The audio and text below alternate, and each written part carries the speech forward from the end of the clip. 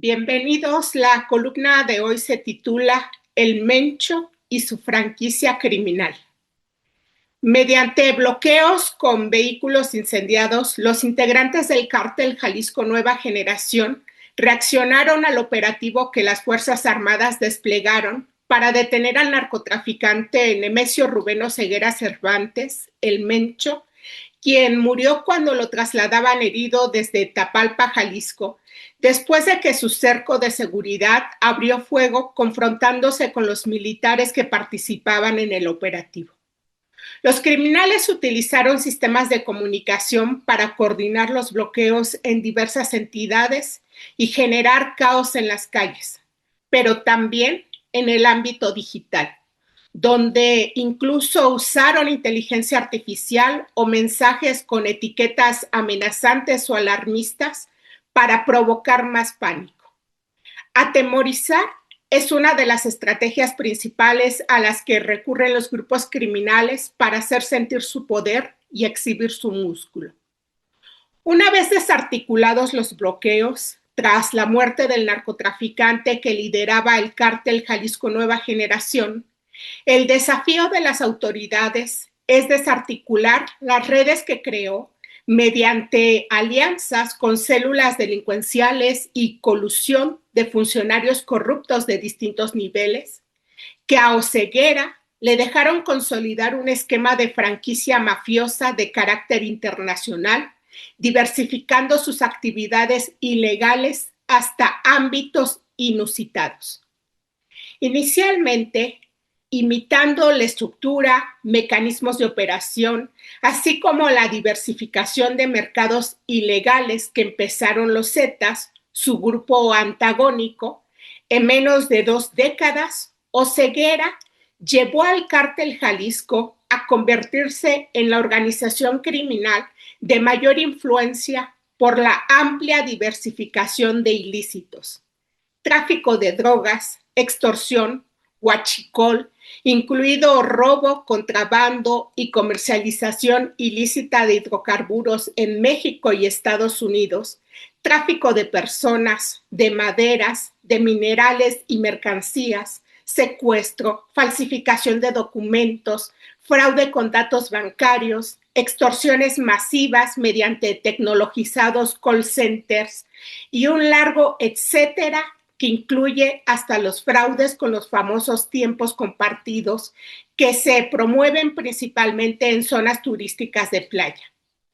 Su estrategia de expansión fue la alianza con grupos criminales locales, lo que le redituó presencia y negocio criminal en casi todas las entidades del país a través de un esquema de franquicia criminal. En su modus operandi, células de grupos armados llegaban a cada zona a reclutar, cooptar y alinear a grupos delincuenciales locales, entrenándolos también para manejo de armamento y operaciones según la región.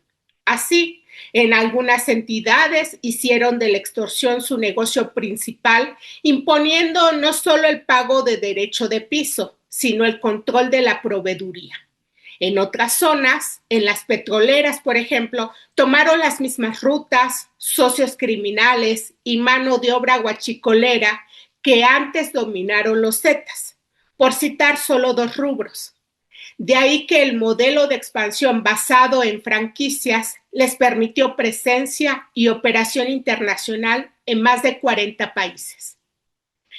La vida criminal de Nemesio Ceguera fue un reflejo de la ineficacia, negligencia y, en el peor de los casos, de la colusión y corrupción de agentes gubernamentales con grupos delincuenciales, porque se le detuvo y liberó en diversas ocasiones por supuesta falta de pruebas, porque solo por corrupción se explica el que en unas décadas el criminal que un día fue policía municipal llegara a entronarse como cabeza visible de la organización criminal más armada y violenta, con tácticas y estrategias paramilitares.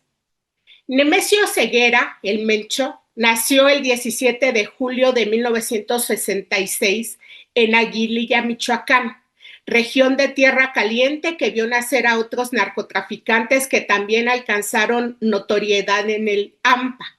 Desde muy joven se enroló en el tráfico de drogas. En 1980 emigró a California y en 1986 lo arrestaban por posesión de arma de fuego. Para 1994 era condenado a 3 años de prisión por tráfico de heroína. A su excarcelación, de vuelta a México, entró como policía municipal en Cabo Corrientes y Tomatlán, en Jalisco. Pero la familia de su esposa, Rosalinda González Valencia, ella estaba emparentada con los Valencia, que formaban parte del Cártel del Milenio, dedicados a la producción, trasiego y venta de estupefacientes, sobre todo de drogas sintéticas. A esa organización criminal se vinculó el Mencho. A la fracción del grupo que se autodenominaba los Queenies lo representa Abigail González Valencia, hermano de su esposa Rosalinda.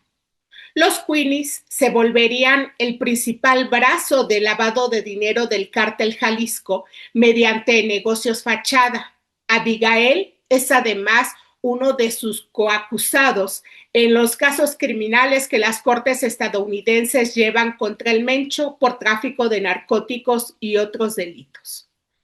Cuando el llamado Cártel del Milenio se fragmentó por la detención o muerte de sus líderes, el Mencho encabezó una de las fracciones escindidas.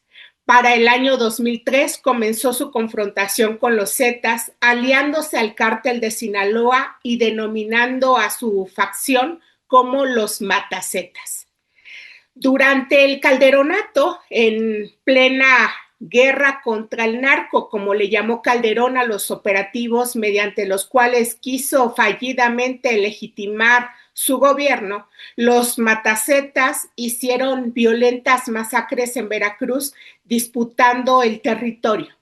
Tiempo después, ya como organización independiente, se hicieron llamar Cártel Jalisco Nueva Generación. Este cártel ha administrado y lavado sus ilegales ganancias mediante una extensa red de negocios de lo más variopinto, como comercios de muchos rubros, lavados de autos, ranchos de crianza de caballos y de gallos, con un líder que además se hacía llamar el Señor de los Gallos, por su enorme afición a los gallos de pelea, que lo llevó a encargar corridos usando ese mote que utilizaba también en calcomanías que hacía colocar a veces en cargamentos de droga o en regalos. Por lo menos desde el año 2016, la Oficina de Control de Activos del Departamento del Tesoro de Estados Unidos comenzó a identificar los activos vinculados con el Cártel Jalisco. A partir de entonces, la OFAC identificó más de un centenar de giros mercantiles utilizados como parte del esquema de lavado de dinero. Empresas con giros de construcción, agrícolas, comercializadoras, importadoras, exportadoras, centros comerciales, de servicios turísticos, hoteles, inmobiliarias, restaurantes, gasolineras, peluquerías y muchas otras, incluidos complejos de cabañas en Tapalpa, el área en la que las Fuerzas Armadas ubicaron a Oseguera. Desde el año 2017, en cortes de justicia estadounidenses se abrieron acusaciones formales contra Oseguera y el Cártel Jalisco por tráfico de drogas, por uso de armas de fuego y otros cargos.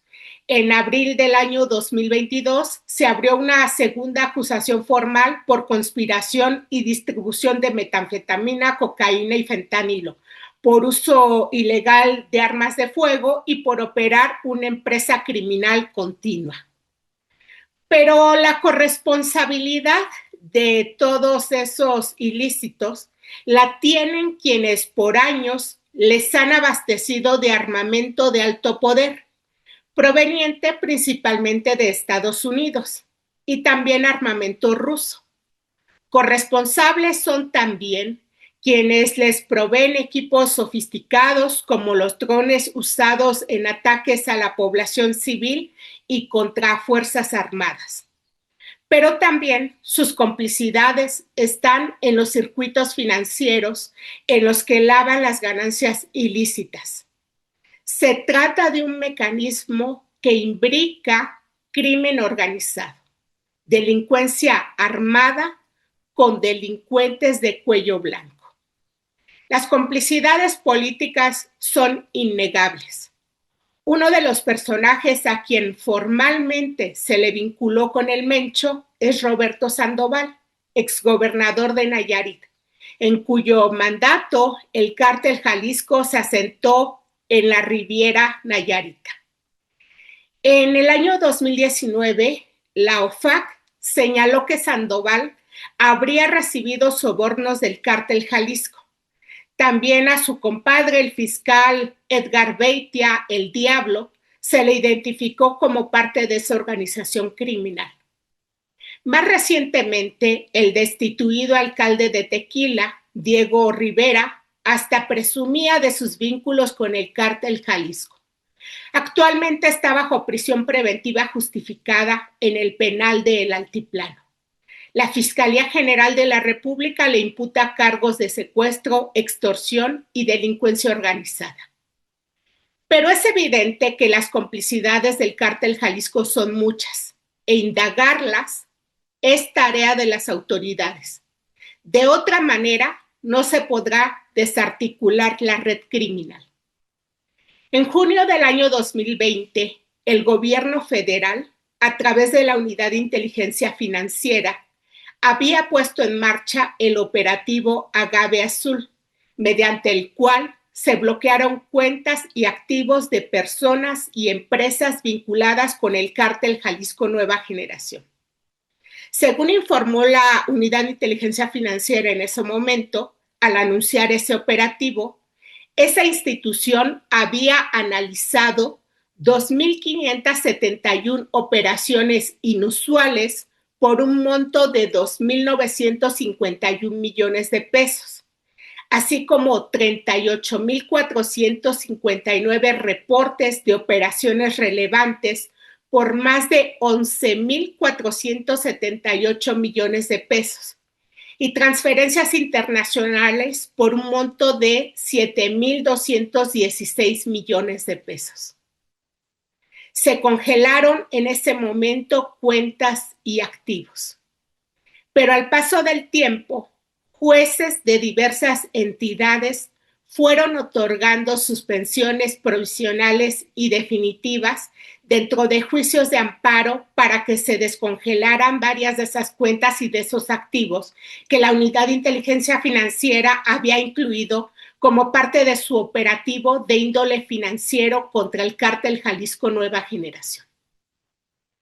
En las dinámicas de los grupos delincuenciales, de los grupos del crimen organizado, cuando cae el líder, hay muchos más que se disputan su lugar. Con la muerte del Mencho, no acabará el cártel Jalisco en tanto no se desarticule la red financiera que lo sostiene y que anuda sus tejidos con corrupción. Hasta aquí la colaboración de hoy. Les invito a comentar, les invito a compartir. Nos vemos aquí la próxima semana.